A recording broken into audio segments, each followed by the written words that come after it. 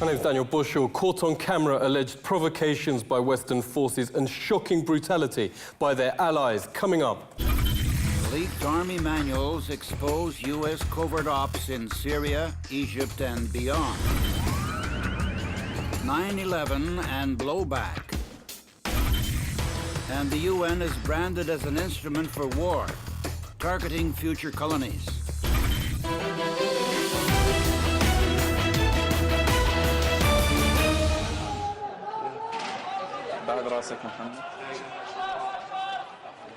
Organised groups of snipers shoot both peaceful protesters and police in Syria, triggering Western intervention.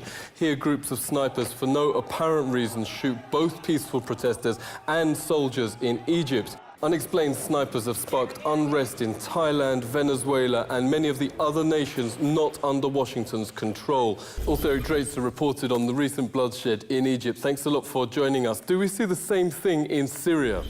That's correct. And again, if we examine the same situation in the early days of the Syria conflict, we have many reports from individuals on the ground talking about snipers stationed on the rooftops in cities such as Deraa, Hama, some of the early focal points of the protest movement. Remember that the conflict in Syria emerged out of a protest movement, but that protest movement was not a regime change movement. That was a protest movement and for economic reasons, fuel oil subsidies, perhaps some increased political voice, but it was certainly not a regime change scenario, and it certainly was not a violent civil war from the outset. However, what drove the conflict, what drove the violence in the conflict, were the presence of these snipers in the early days. So when you saw women and children being shot in the head in Deraa or in Hama, and they tried to immediately say that it was Assad's forces who were doing that, conveniently they never provided one piece of evidence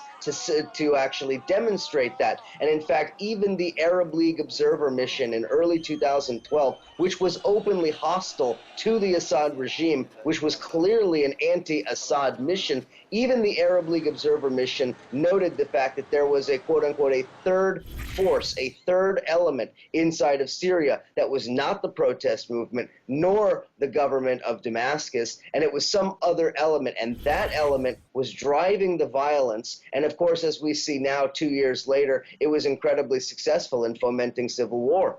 Yeah, why wouldn't forces within the country do this? It doesn't seem to make sense that either side would really have benefited from this kind of chaos. We need to understand this in this broad narrative of those elements internationally which seek to use violence as a pretext for destabilization. This is no longer the 19th century imperialism that we learn about in history books. You can't just go around invading countries and imposing your will by force and by violence. Rather, it has to be done in a more covert way. And one of the ways that you do that is by creating the necessary humanitarian cover.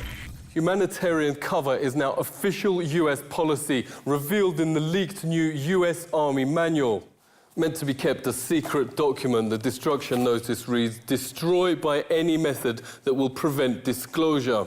The Army manual was released in November 2010, just before snipers began appearing in Syria, designed to get round international outrage at direct invasions like Iraq. The new US Army manual instructs future country takeovers must be predominantly covert. The book lays out how to infiltrate ethnic and religious minorities to provoke civil war. Using snipers against peaceful protesters is an example. Work with guerrilla groups to make them respectable. Arming Al-Qaeda and painting them as victims fits this category. Syria is being bombed, as the report advises. An insider has told RT NATO allies Turkey and Israel are bombing from across the border. In fact, the West's been plotting this invasion of Syria for years. France's ex-foreign minister. 2 years before the violence started, British officials told me they were planning the invasion of Syria. The Syrian opposition deny these claims.